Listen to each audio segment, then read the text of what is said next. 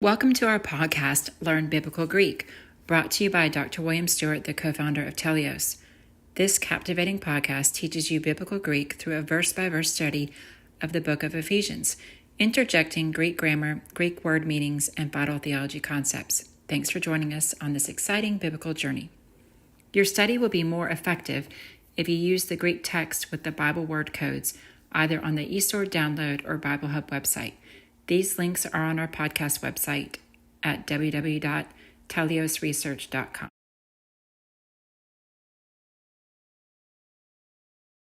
Hi, this is William Stewart, co-founder of Teleios. Welcome back to our podcast on learning biblical Greek.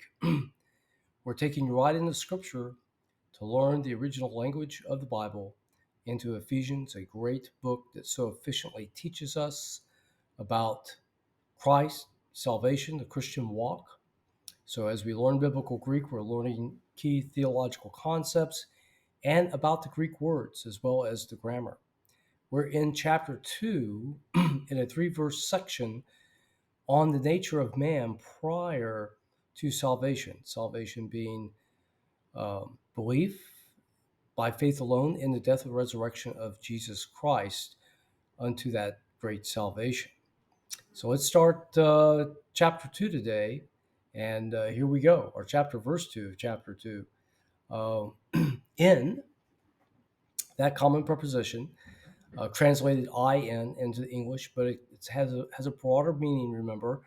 It can mean inside, nearby, on, by means of, a little bit more flexible, but always takes the dative case. So we see this here, AIS. Again, this is a short word, but no T, so we think relative pronoun, and indeed this AIS is the dative, plural, feminine ending. So in which, at one time, pote. So this is a very common word meaning once or formerly or aforetime. So we once aforetime walked, peripateo, common Greek word, literally means walk around. Can be used in the bad sense or a good sense, means manner of life. Let's go through it so we understand it. So there's a prefix. That's the first thing to notice, beginning of the word. So prefixes are usually prepositions, so around. And then we're looking for an augment. There it is, right in front of the walk.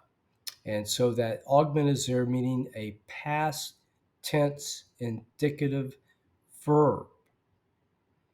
Okay, and then we have the root word, pateo, but it's a contract verb. Well, I shouldn't say this specifically, but before a tense formative, that E will lengthen to the eta. And of course, the O is not part of the root. So the E is the end of the root.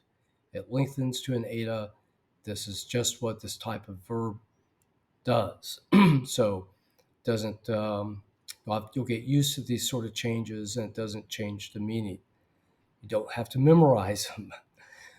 Then we have the tense formative, the SA. SA means aorist. As you remember, the aorist is generally the past tense. It's the most common form of the past tense. Some people sort of call it the waste bag way of past tense. Everything that goes in there if it doesn't have a specific other meaning. However, it is generally considered punctiliar, a one-time action that is completed, and a one-time action of any length. And then we have these, what I call the specifier, the TE, meaning the person and number, second person plural. So you walked, okay? It's punctiliar because that walking as a bad person is over. Because these people at Ephesus generally are probably Christians. Paul addresses them generally as Christians.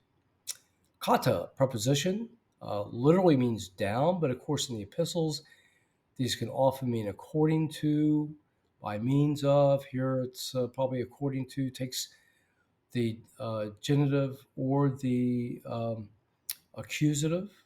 In this case, it's taking the accusative doesn't really change the meaning. Tone ionon, the age. So we see tone, short word with a T, think article, followed by noun, especially that on is the accusative singular masculine. Iona doesn't match, so you think third declension.